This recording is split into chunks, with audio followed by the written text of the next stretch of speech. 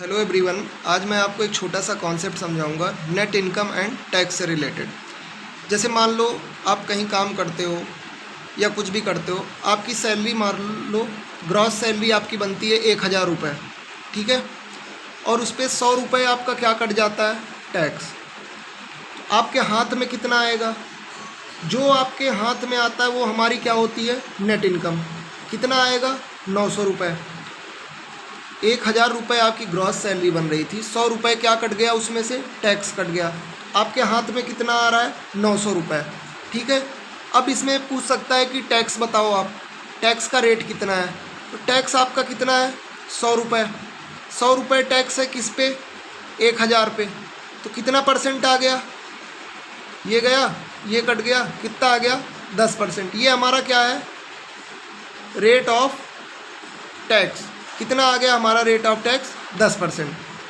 अब इसमें एक छोटा सा कॉन्सेप्ट और है कि जैसे मान लो टैक्स को अपन 10% बढ़ाते हैं, टैक्स को अगर अपन 10% इंक्रीज करते हैं तो टैक्स हमारा कितना हो जाएगा, 110 रुपये, ठीक है।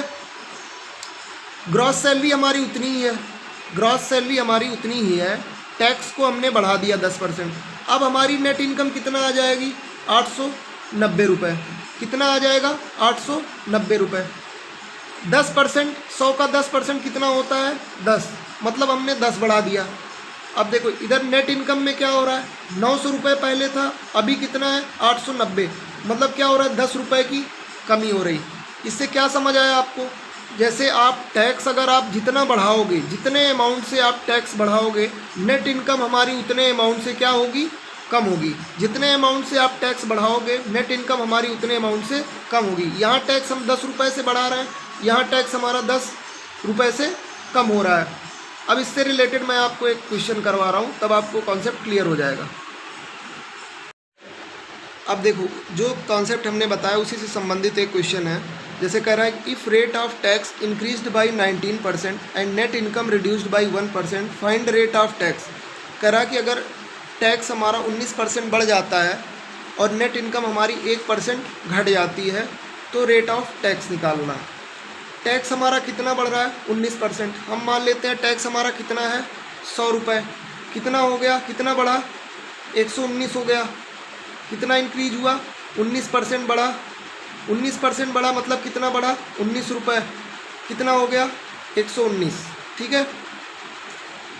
अब हमारा नेट इनकम, नेट इनकम हम इधर लिखते हैं, यहाँ पे हमारी कुछ ग्रॉस सैलरी होगी। नेट इनकम कह रहा है 1% घट गई, मतलब अगर नेट इनकम 100 थी, 1% घट के कितना हो गई, 99। यहाँ कितना कम हुआ, 1 कम हुआ। यहाँ कितना बढ़ रहा है, 19 बढ़ रहा है। अभी हमने पीछे कॉन्सेप्ट क्या समझाया था कि जितने से इधर टैक्स बढ़ेगा, टैक्स हमारा जितने से बढ़ेगा, नेट इनकम हमारी उतने ही अमाउंट से क्या होगी, कम होगी। तो टैक्स यहाँ 19 रुपये से बढ़ रहा है, 19 यूनिट से बढ़ रहा है, तो यहाँ हमारा 1 यूनिट से कम हो रहा है। इसको भी हम 19 यूनिट से बढ़ाएंगे। 19 से क्या करेंगे, गुणा कर देंगे।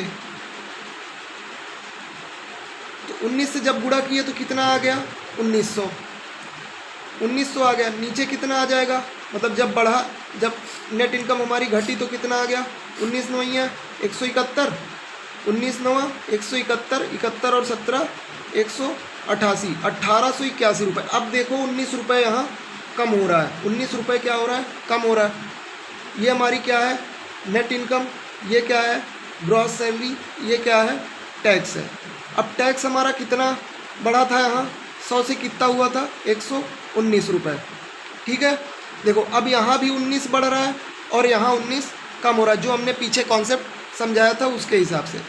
अब देखो नेट इनकम हमारी 1900 आई, इसका मतलब कुछ हमारी ग्रॉस सैलरी रही होगी जिसमें से 100 रुपये घटा होगा, टैक्स गया होगा, तो हमारा कितना आया है, 1900। समझ आया। जैसे मान लो कुछ हमारी ग्रॉस सैलरी थी, उसमें से क्या हुआ, 100 रुपये कम हुआ तो 1900 है। इसका मतलब ग्रॉस सैलरी हमारी कितनी रही होगी, 2000। कितनी रही होगी, 2000। और हमसे पूछा क्या है, रेट ऑफ टैक्स। 2000 पे हम 100 रुपये का टैक्स दे रहे हैं। 2000 पे हम कितने का टैक्स दे रहे हैं, 100 रुपये का। तो कितना परसेंट आ गया, 2 जीरो, ये कट गया, 2 पंचे 10। इसका मतलब कितना परसेंट आ गया, 5%। टैक्स कितना आ गया हमारा, 5%।